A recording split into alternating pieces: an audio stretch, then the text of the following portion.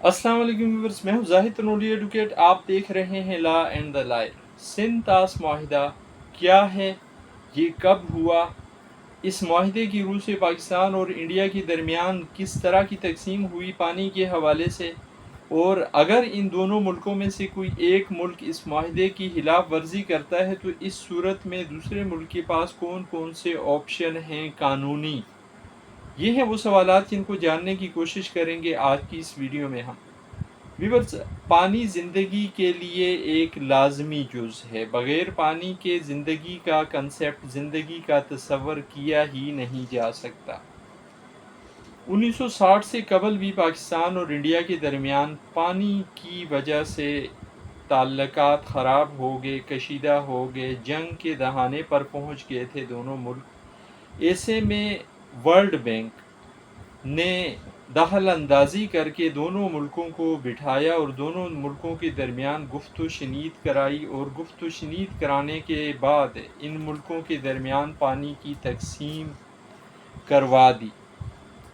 अब इस तकसीम की रूह से जो मशरकी दरियात है, रावी, ब्यास और सतलज, इन दरियाओं का पानी हिंदुस्तान को दे दिया गया, इंडिया को दे दिया गया कि ये हक रखता है इनके इस्तेमाल पर। जबकि जो मगरबी दरियात है, इन मगरबी दरियाओं में दरियाए सिंध, दरियाए जेहलम और दरियाए चिनाब शामिल हैं।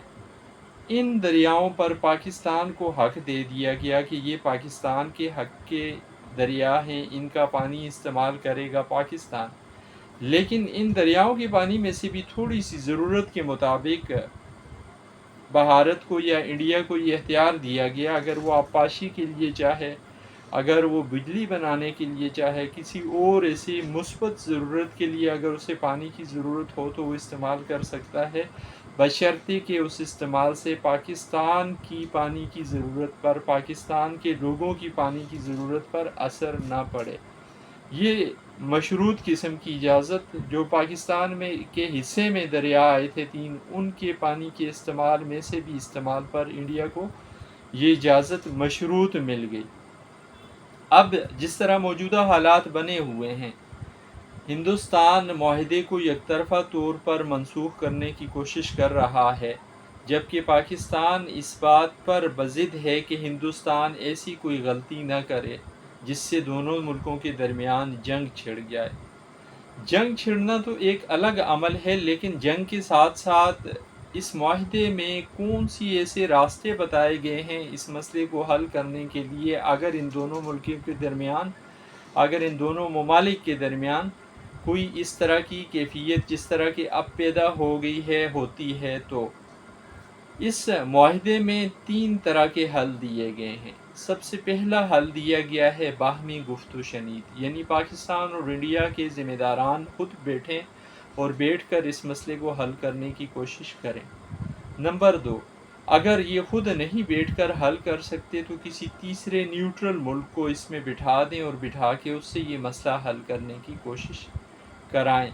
और अगर इससे भी मसला हल नहीं होता तो फिर तब तीसरा और आखिरी हल ये दिया गया है कि आलमी सालसी अदालत में इन दोनों मुल्कों में से कोई एक मुल्क भी जाके वहाँ पे अपना मामला, अपना केस पेश करके इस केस का हल निकलवा सकता है, इसका फ़ैसला करवा सकता है।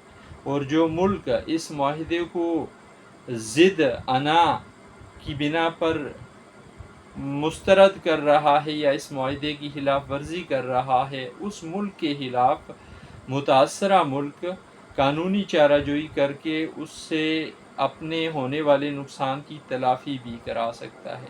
सो ये थी आज की वीडियो जिसमें हमने सिंध तास माहिदा या इंडस वाटर ट्रीटी जो 1960 में हुआ उसकी हवाले से बात की।